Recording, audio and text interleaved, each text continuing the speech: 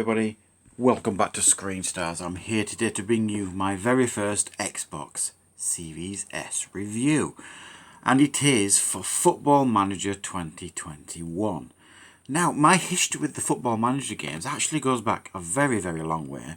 I've played football management games throughout my life consistently, right back on the old computers, the old style football managers. I used to play LMA Manager to death on the PS2 and things. They were fantastic games. And I think the last time that we got a proper Football Manager game on the consoles was way back in about 2008, 2009, and then they just stopped, which was a real shame. We've not had a good football management game on consoles for such a long time. So I was absolutely delighted to find that once I got my new Xbox Series S and I signed up for Game Pass, that this game was part of Game Pass. So I immediately downloaded it, installed it, and got to playing. And what are my thoughts on Football Manager, having not played one of these for some time? I think the last time I played a Football Manager game was on my last PlayStation handheld console. What was the last one called? I forget its name now. It wasn't the PSP. It was the one after that. And it wasn't very good on that, I'll be honest. What are my thoughts on Football Manager 2021 on Xbox Series S? Well, for the most part, this is very much what I remember. It is incredibly in-depth. If that is what you want from your football management game, if you want a game that you want to absolutely micromanage every aspect of your football manager career, you're going to be in hog heaven with this game, because this game will allow you to do it to the most minute detail of all your players. You can microanalyze every single piece of data, every single statistic, and their personality traits, you name it.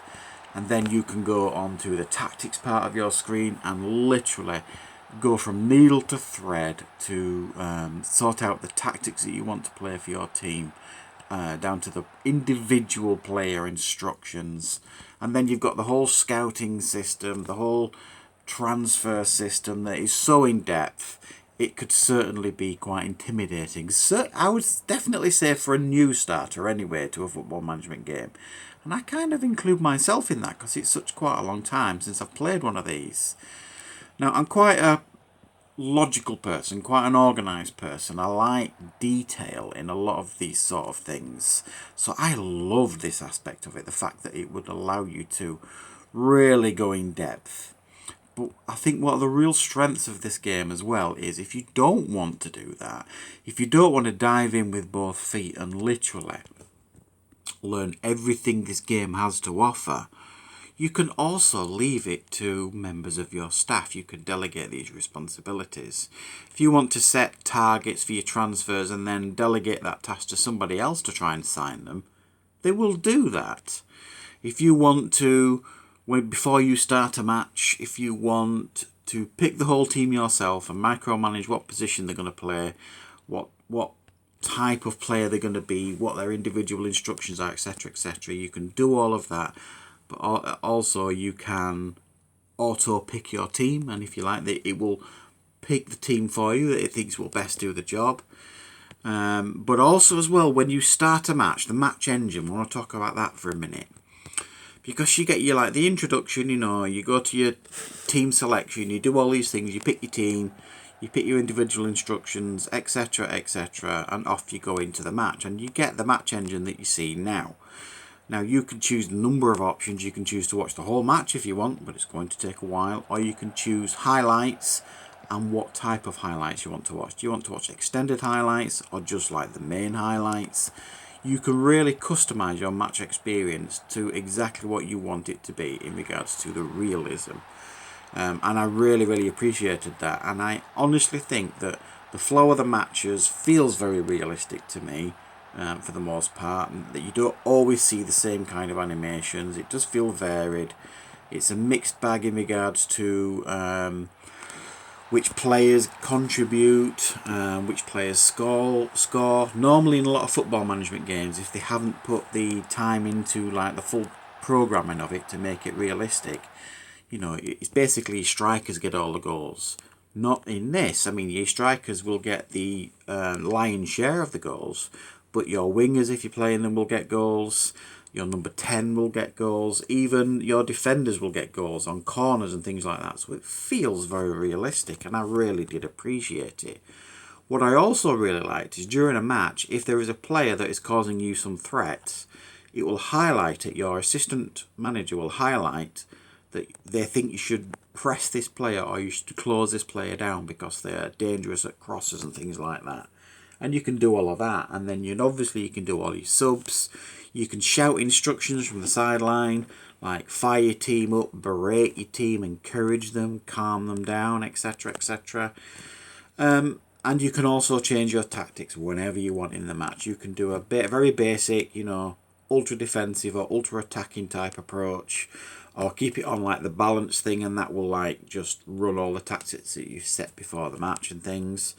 It's really, really great watching, and it's very, very addicting as well. It takes a little bit of time, I think, getting used to the transfer part of the game. It took me a long time to figure out how to kind of search for the players that I wanted to search for, but eventually you do. And the transfers themselves also feel very ultra realistic, in a sense of you want to go out and buy a world-class player, or you want to go out and buy this super wonder kid. It is not going to be easy. I tried to purchase Jadon Sancho in my first season at Manchester United, and I just didn't have the funds to do it. I'm same with a lot of other players. I ended up getting Declan Rice, and that was my only signing in my first year, because I just couldn't get anybody else through lack of funds, and also the fact that I just was really struggling to go and negotiate with the team. So it feels very realistic, and it's also the same with selling players. It's not easy to sell the players you want to sell. You can put them on the transfer market, but if the wage demands are too high, they just won't go. So for me, if you have an Xbox Series S, you love football and you like Football Manager Sims, there really is no reason or excuse why you wouldn't download this. It's free with Game Pass. It's absolutely so addictive to play. It's how I remember it. You're going to lose countless hours to this. And for me, I'm absolutely delighted to plunge back into Football Manager, and I'm thoroughly enjoying my time with this game. So for me, it's a very, very strong 8 out of 10. Yes, it does take some getting used to. Yes, there is a lot of information to take in, but it is very, very worth it, and it's a real joy to play. So I hope you enjoyed this review.